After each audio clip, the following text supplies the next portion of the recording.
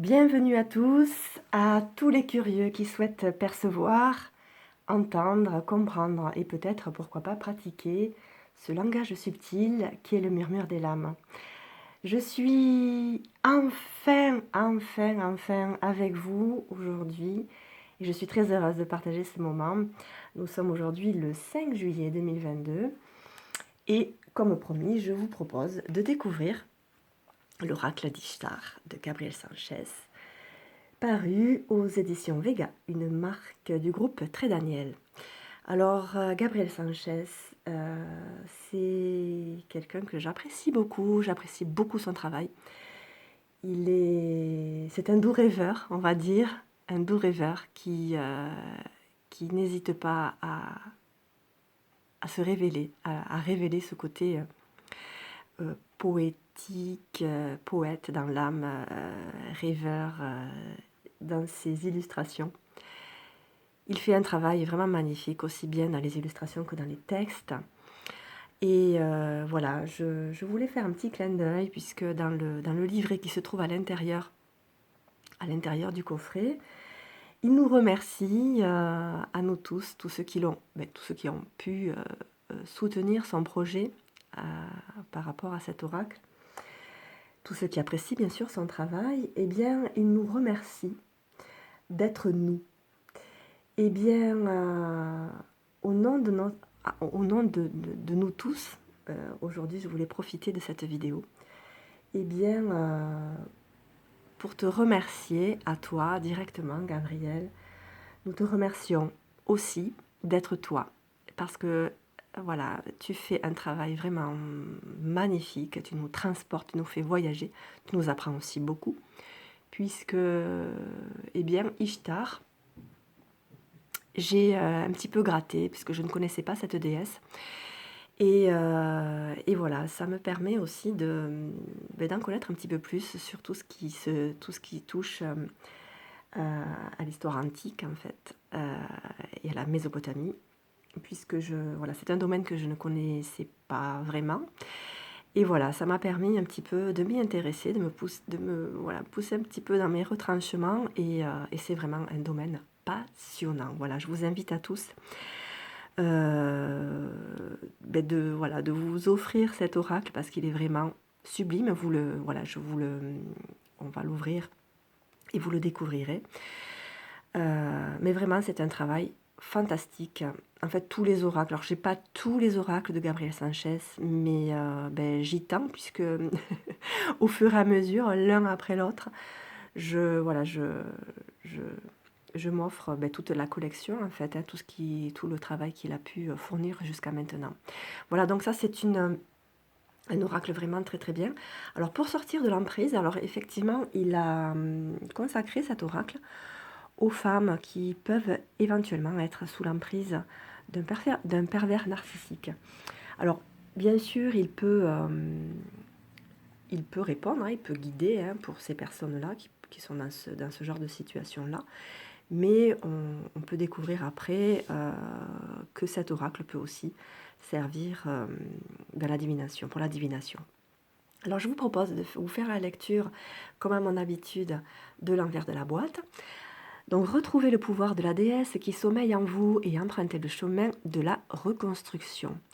Découvrez la force d'Ishtar, divinité symbolisant la femme guerrière, maîtresse de son destin. Animée par l'amour et capable d'associer les opposés, messagère de la force qui brise les interdits, elle est profondément moderne.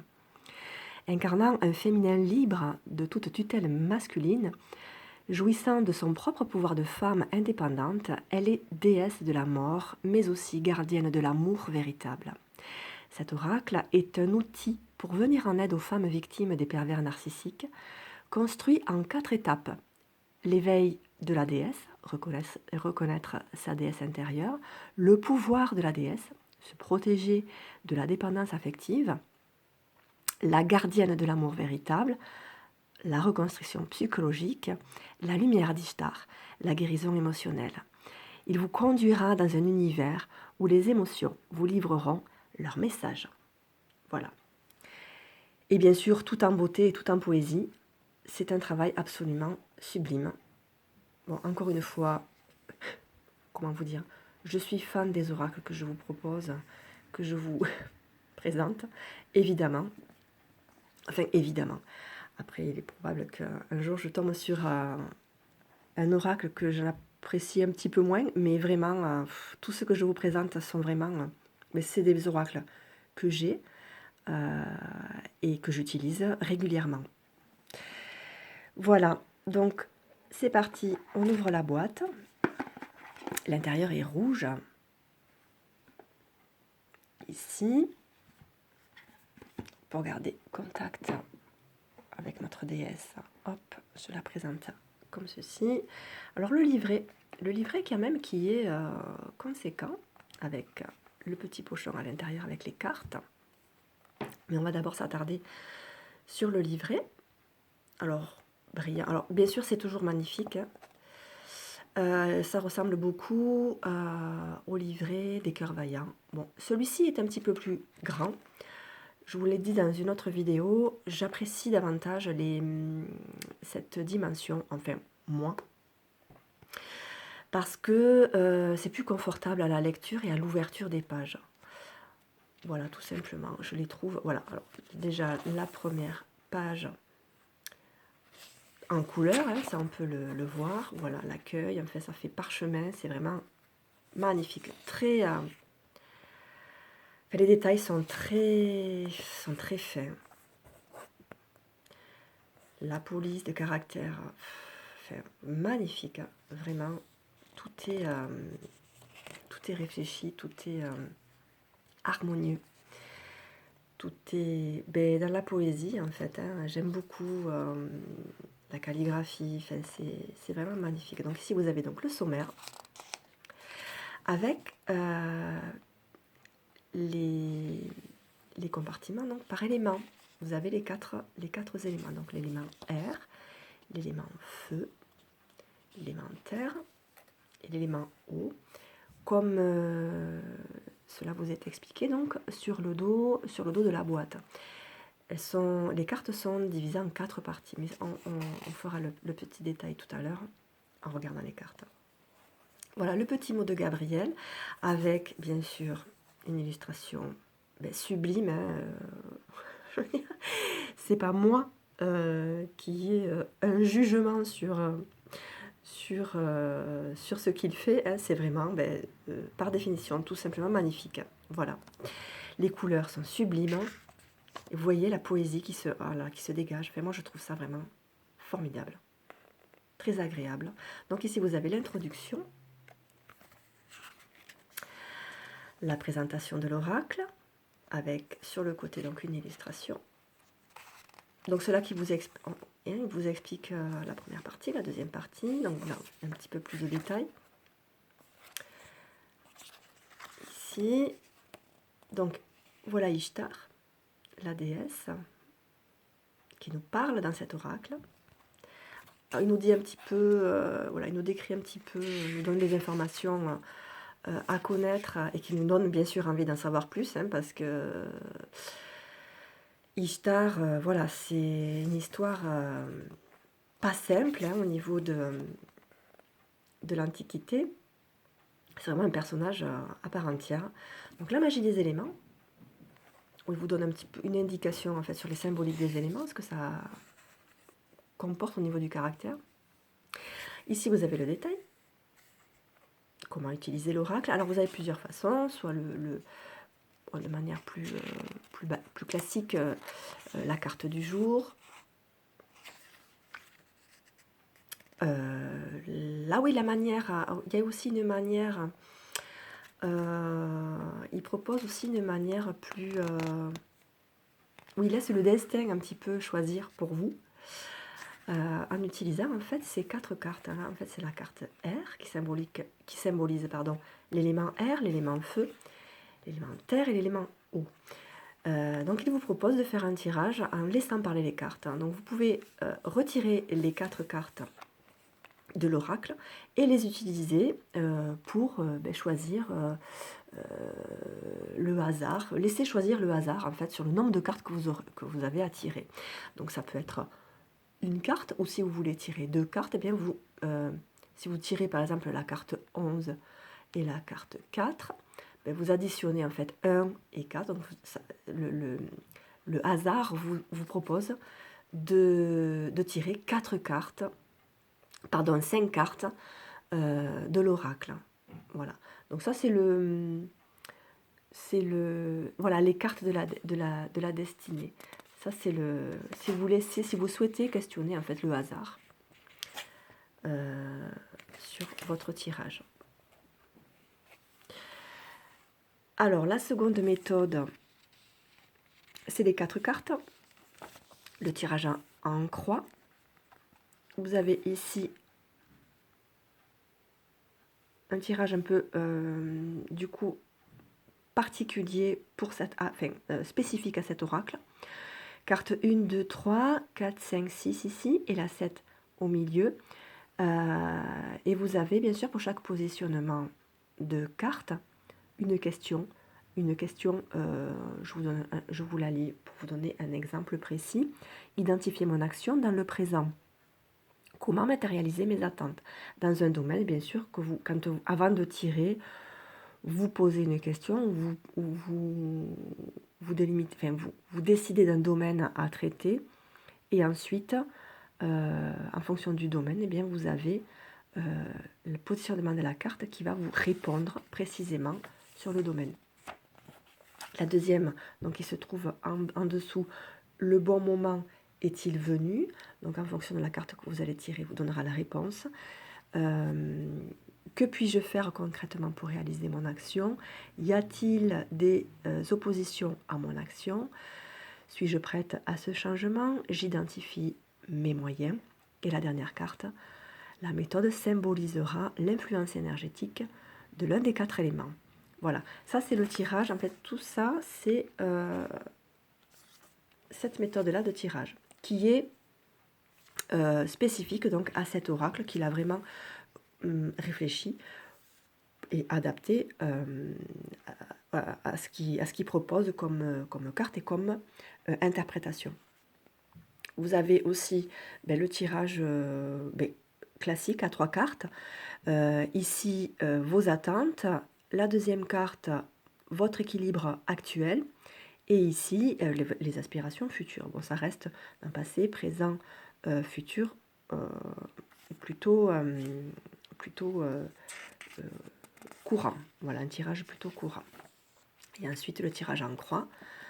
Donc, attention, la première carte se tire en haut, parce qu'en fonction des oracles, attention, il y a un ordre particulier, je pense, qui est à respecter, à moins que vous ayez, vous,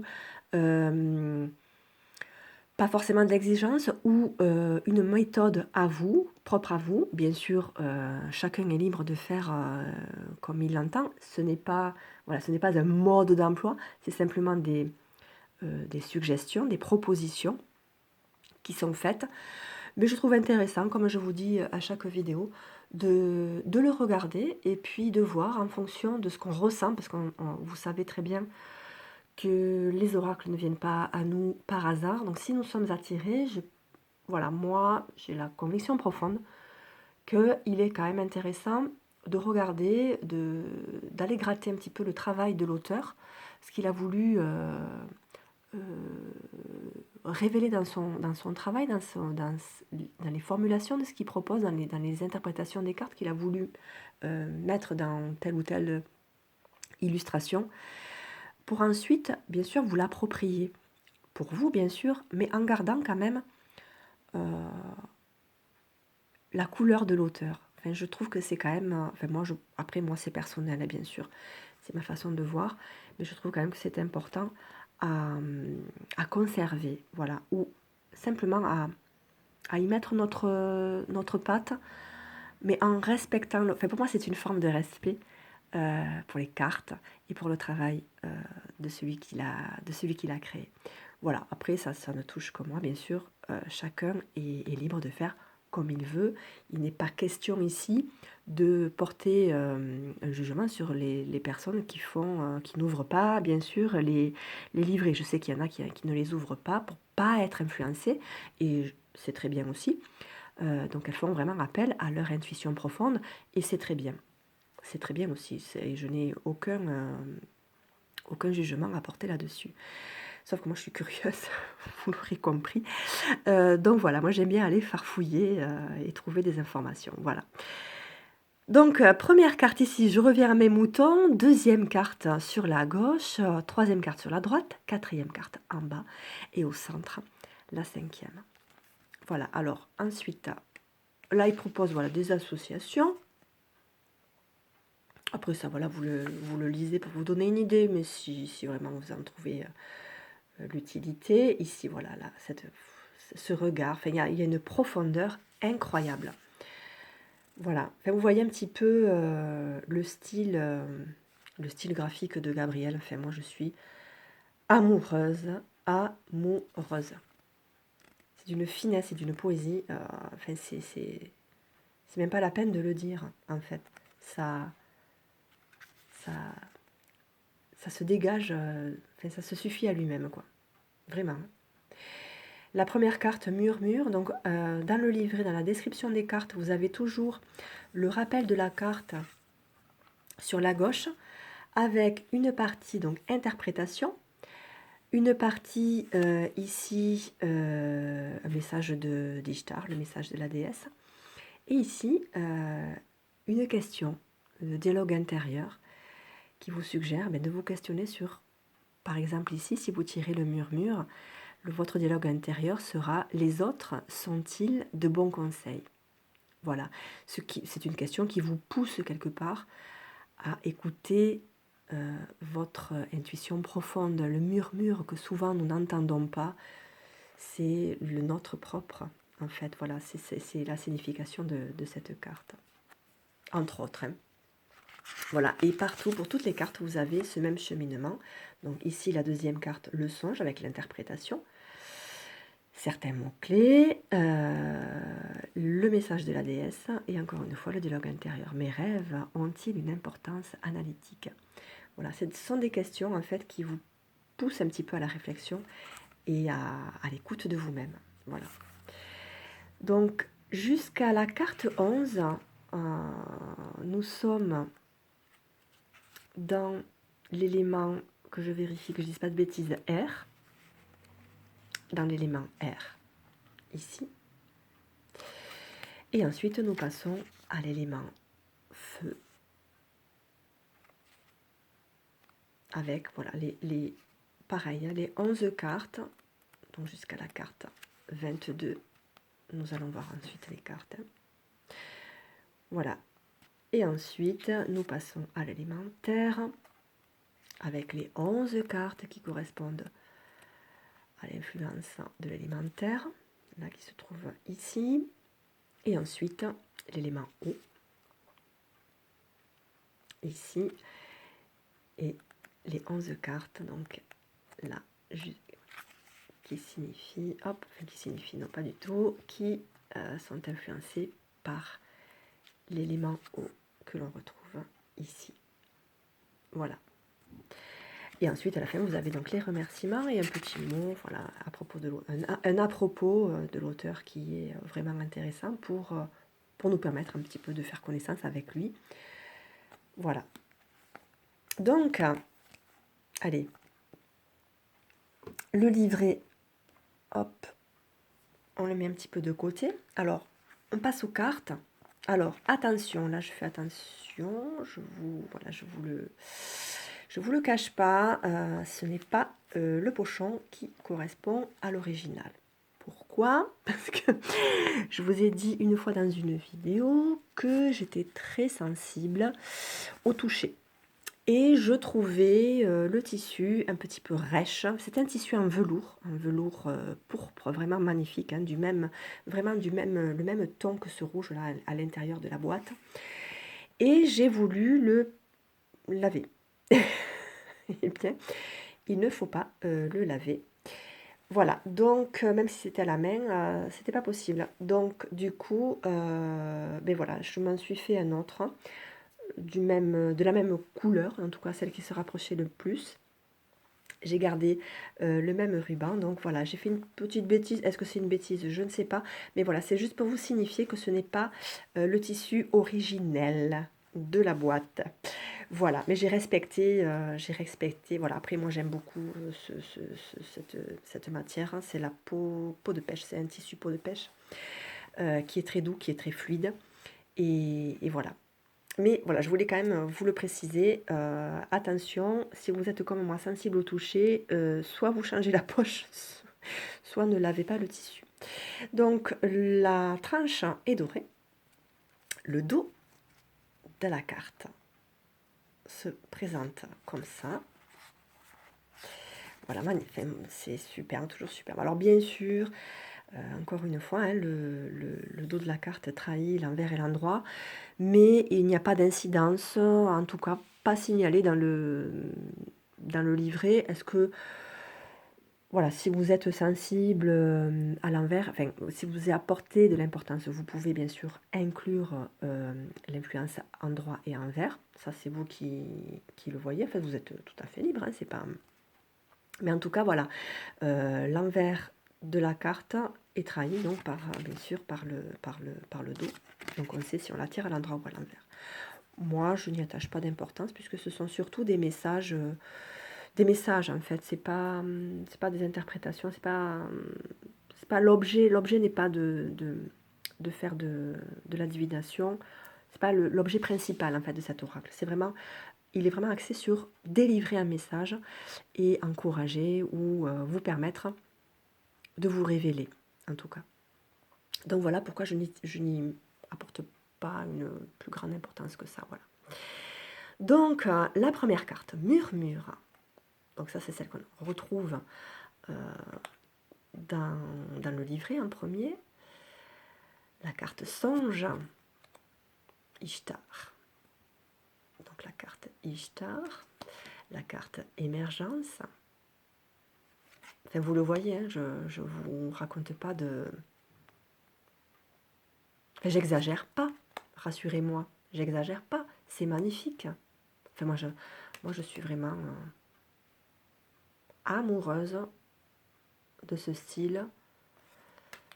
Qui fait ancien, ça fait... Ça, voilà, il y a beaucoup de poésie qui ressort de ce style graphique. Éternité, connexion. Donc là, voilà la fameuse carte élément R. La lueur, la protectrice. Bon, bien sûr, je ne vais pas vous dire le sommeil, vous donner la signification de chaque carte. Je vais faire comme à mon habitude, faire un tirage, la tempérance, pour vous donner, faire la lecture en fait de l'interprétation du message, pour vous donner une idée un petit peu de ce qu'il propose dans la signification des cartes. Le silence, c'est vraiment superbe. Ailleurs. Et on peut voir hein, à l'intérieur là, les temples anciens, les structures géométriques sacrées, hein, n'est-ce pas? Papillon, donc l'élément feu, dont on parlait tout à l'heure, la peur. Alors ça, c'est magnifique. La direction, le pouvoir de Vénus. Alors Vénus, c'est aussi c'est le corps céleste d'Ishtar, Vénus. C'est pour ça que cette carte apparaît, puisque Vénus, c'est l'étoile du matin et l'étoile du soir. Et Ishtar, c'est la déesse un petit peu de la double polarité, donc guerre, amour, jour-nuit, voilà. Donc le lion, l'équilibre, renaître, magnifique. Enfin, ces couleurs sont vraiment sublimes. L'élémentaire, la blessure. On sent en plus vraiment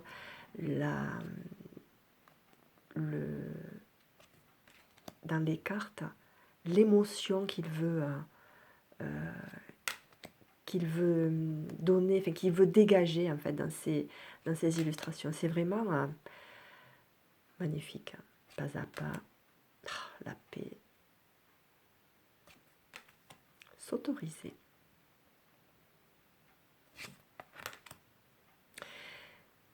Contact.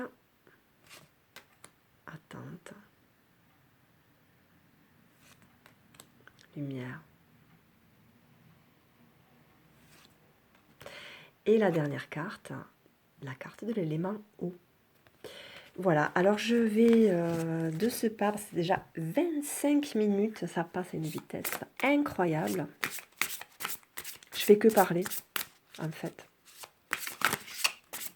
Je suis une grande bavarde. Mais en même temps, bon, c'est tellement beau. Moi, je me régale avec ces oracles. C'est un régal. Hop, là, il y en a un petit peu trop. On va les remettre.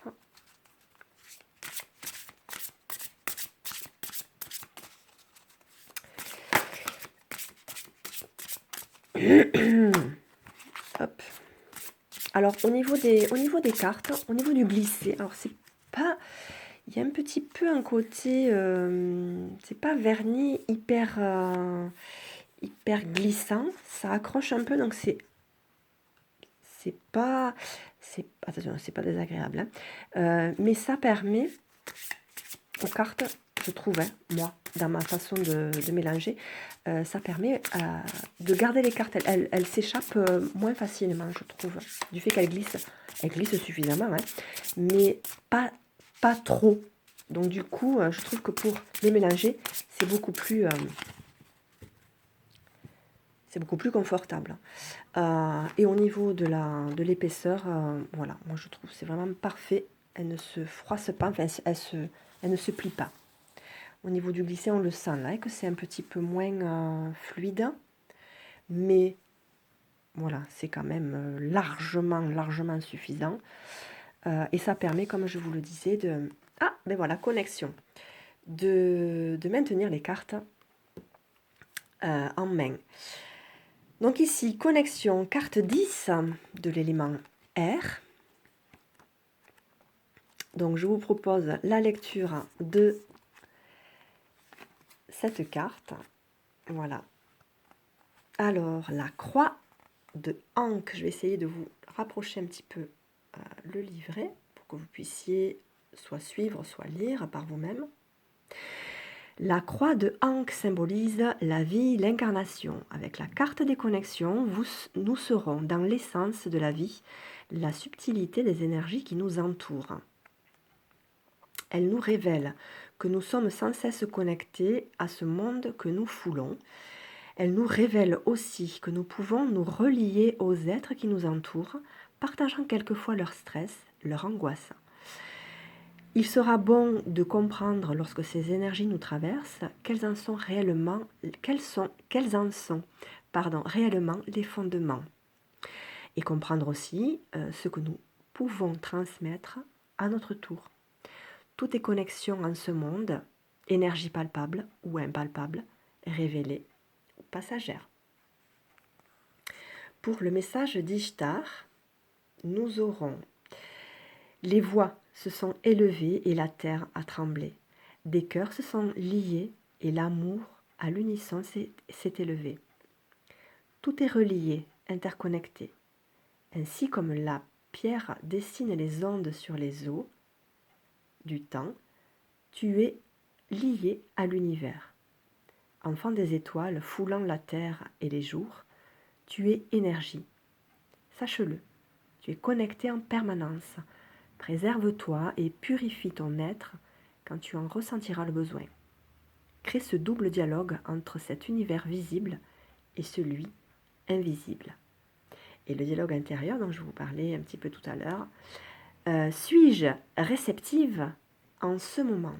Voilà. Il y a toujours donc cette fameuse question qui vous pousse un petit peu à la réflexion et à l'introspection surtout, bien sûr, hein, à l'écoute de vous-même dans la situation que vous vivez dans l'instant. Voilà, j'en ai terminé pour l'oracle d'Ishtar. J'espère vous avoir donné envie, vraiment envie de vous l'offrir, puisque cet oracle est vraiment, j'ai envie de dire magique. Eh bien, je le dis, puisque j'ai envie de le dire, je le dis. Il est magique et il est vraiment précieux. Voilà, moi je ne l'utilise pas tout le temps, pas à chaque fois. Il a vraiment son rôle à jouer en fonction des domaines que vous allez vouloir gratter dans votre vie, ou en fonction aussi du moment que vous vivez, la période que vous vivez. Il va vous venir à l'esprit de l'utiliser ou pas. Donc il est vraiment, voilà, il est pour moi vivant. Il dit voilà, là c'est maintenant, ben là non, si on n'y pense pas c'est que c'est pas là. Mais quand on y pense, il faut vraiment pas hésiter à l'utiliser. C'est que bien, oui, c'est pour vous le moment d'entendre le message d'Ishtar. Voilà, je vous souhaite une belle journée, une belle fin de journée et je vous dis à très bientôt. Merci de me suivre. Au revoir.